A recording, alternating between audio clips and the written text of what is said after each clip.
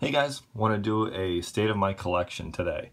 I've been collecting watches now for about a year and kind of got turned on to the hobby through YouTube, mostly through TGV's channel and a couple others like Johnny Casual and CG, and I've just had a lot of fun with it. And I even got my wife into the hobby a little bit. I've got two of her watches here that I've never shown on my channel, and so I'll be just sharing them with you today. I'm going to start here in the corner. So the Seiko SKX, obviously most of you have heard of this watch, or you may even own one. I love this watch.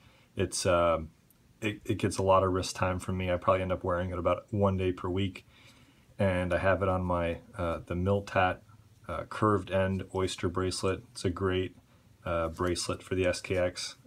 I did a review on this upgrade. It's like 45 bucks, so this one's probably not going anywhere. I love this watch. Next one is my Alpha, homage to the Paul Newman Daytona, the Rolex. I actually still like this watch a lot. There's really no reason to ever sell it. I mean, it's $166 brand new, and it's a good size. It's got good styling. It's got a good movement. So I don't think that this one will go anywhere. I did a review this one as well, so check it out if you're not familiar with Alpha. This was actually the first watch that I bought when I got into this hobby, is the Cocktail Time, the Seiko SARB 065. I love this watch. It's relatively affordable at 375 bucks. It's just a lot of fun. I mean, it's got this kind of sunbursty dial to it.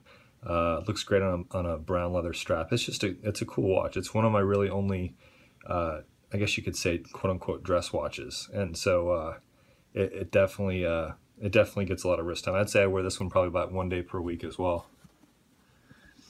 Let's see here. Next, my Helsen Shark Diver. They make three different sizes of this watch. This is the smallest one. This is the 40 mil version. I did a review of this as well. If you're not familiar with Helsen, it's on a Marathon 20 millimeter wide rubber strap. I'm going to do some more videos on strap recommendations, but this is an awesome strap. If you've never heard of or owned a Marathon rubber strap, it is really, really nice, especially for hot climates. It's great, especially right now in the summertime when it's hot. And one thing about that strap that people had mentioned in other videos, but really want to drive home how intense the vanilla smell is to that strap. I could be sitting with my hands kind of crossed across my chest, or even like down at my waist level, and the aroma from the vanilla in the strap, you can smell it, and it's kind of obscene how strong it is. It's nice though, but it's definitely more forward than other people mentioned. Next, I have my Squale 1521, the 50 Atmos. I bought it on this shark mesh bracelet. I still really like it. I don't wear it a whole lot, just because I've kind of got some other new pieces recently that I've been kind of wearing more, but I still really like it. I like the vintage styling to it. It's a great watch. I always get compliments on it. And then I've got my hand-me-down. I won't really spend too much time on this, but my hand-me-down replica Rolex that I got from my father-in-law. I did a little comparison between that and my real Submariner, so that one kind of stays in the back. I never wear that one. My Casio G-Shock. I wear this one when I play tennis or ride my bike. It just can take a beating like everyone else says. It's got a great lume to it. It's can't really see it in this light, but yeah, I mean, what more needs to be said about the durability of a G-Shock? I mean, it's a great watch. This is one I've never really shown or reviewed before. This is a hand-me-down watch, again, from my father-in-law. It's a vintage Hamilton quartz piece, and I believe it's solid gold. I don't wear it. But I still really like it. I put a new strap on it, and I think someday I'll probably wear it more. I'm not in situations a whole lot right now where I get too dressed up. So someday, maybe. This is my first real nice watch. I got this from my mom about 10 years ago. This is the Swiss Army Wenger quartz. It's a dive watch, kind of styled a little bit kind of like a Seamaster. I don't wear this watch much anymore, just because I've got some newer divers that I really like. but I'll always keep this watch. This is like the one that kind of started it all 10 years ago and got me into watches. So I wore this a lot in the 9 or 10 years I owned it without having anything else. The Glycine Airman Double 12, love this watch. I have it on a camo NATO strap. This one's not going anywhere. I love this watch. One weird thing about it is it actually has 22 millimeter wide lugs, even though the specifications on their website say 20. It's bizarre, but regardless, it's a great watch. It's very thin, but still durable and all that good stuff. It's a nice piece. This is another one that I got quite a while ago in terms, in the past year. This was one of the earlier ones. This is a Omega Seamaster, but it's kind of it is a Franken watch. It's a genuine OEM case, bezel, dial, hands. Everything's OEM except for the movement. I bought it everything but the movement, and it's got the old Pierce Brosnan style wavy dial to it. So it's kind of new meets old with the ceramic bezel and the wavy dial. I think it's kind of the best of both worlds, and I love it. I wear this a lot. I got an OEM aftermarket bracelet for it that I'll probably be putting on relatively soon, and wearing it on a bracelet some more, because right now this this NATO strap is fun, but I'd like to kind of try it on the actual bracelet itself. Let's see. This one I just debuted the other day. I did a kind of like a unboxing. It's a Rolex Pepsi, and for some reason I got this crazy idea that it'd be fun to have my initials in Rolex serial numbers. So now they do scrambled serial numbers, so it could still start with a letter and it could still be my initial, but I thought it'd be fun to go back, find all the years that coincide with my initials, and get a Rolex from each of those 3 years. So it was 1987, 1999, and 2006. So this is the 2006. This is a D serial number, and this is my newest purchase. So I'll stick with the serial number watches. The next one was the Rolex Explorer 2. Love this watch. It's a fraction smaller at 39 millimeters versus the Submariner and the Pepsi, but it fits great on my wrist, my 7-inch wrists. And this is from 1987, so this is an R serial number. The first year they actually did use a letter, so that's kind of cool. And I love the white dial. I mean, it's crisp. It's it's even preppier, if you can imagine, I would think, than having the kind of quote-unquote standard black dial. And then the last of the trio of serial numbers of my initials was my first Rolex, the Rolex 14060 from 1999. It's just classic, no date. I just love this. Is like the icon to me, the quintessential luxury watch, I guess you could say. So this one's not going anywhere. Absolutely love it. A Tudor Black Bay, Heritage Black Bay in burgundy. Love this watch too. It's quite big. I think it wears a little bit bigger than its 41 millimeter size may indicate. I think it wears more like a 42, and it's got kind of it's pretty thick. But I love this thing. I mean, it's cool. It's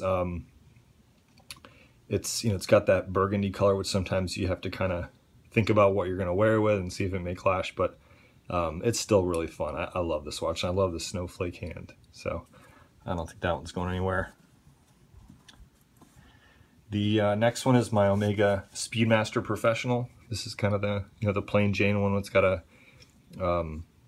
solid case back. It's got the Elysee crystal on it, manual wind. I like it. I end up wearing this one, I guess in dresser situations, which doesn't tend to be that often. So this one doesn't get a whole lot of wrist time. I might wear this one like once a month, but I really love it when I get to wear it. Let's see, next. I think I got one more.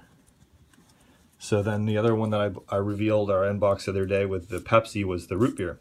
The Rolex 16753. I'm still trying to, all these serial or all these reference numbers kind of get jumbled up after a while, but this is a 16753. And this one's from 1983, which was another thing that I wanted to try to get. It was a birth year Rolex. So this is my birth year, 1983. And just love this watch. I mean, it's so weird looking, but it's cool. It's kind of ugly and cool all at the same time. And I just like how you don't really see any of these, really. I mean, some people might have a Pepsi, even fewer people might have the Coke, and then I think even fewer have this root beer. I just think it's kind of neat.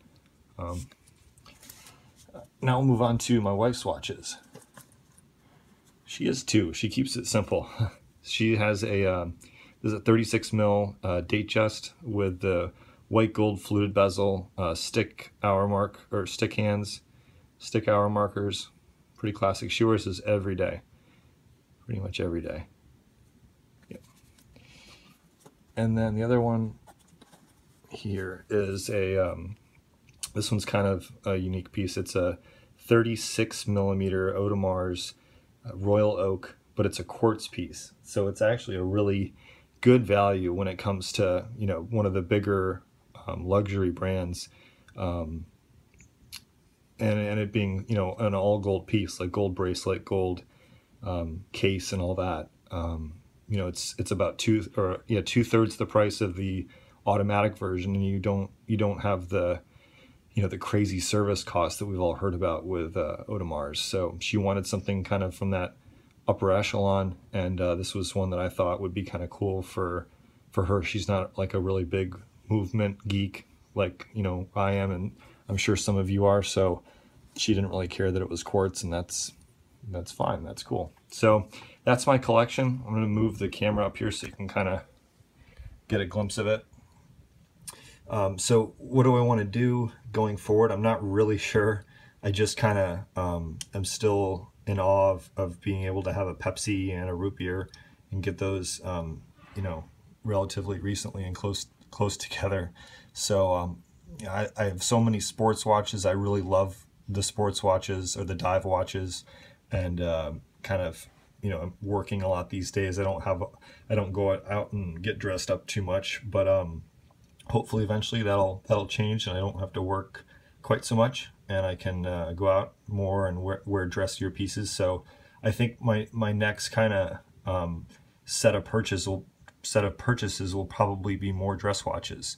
I really like the Nomos watches. I think they're, you know, affordable, but yet you still get you get all in-house movements, and I think they're kind of timeless. And then I think I also really like Lange. The Lange's Saxonia, actually. It's a 38.5 millimeter watch. It's gold, or there's different versions, but I like the red gold one. I think you can get a used one for like maybe 15 or 16. So maybe in like 7 or 8 years, for like a 40th birthday present or something, I could shoot for one of those. But yeah, I think maybe dress watches I'll look into some more in the future. I'm having so much fun with all these, and just really enjoying them. So if you guys have any questions or comments, I'd love to hear what you think about the collection. And thanks for watching.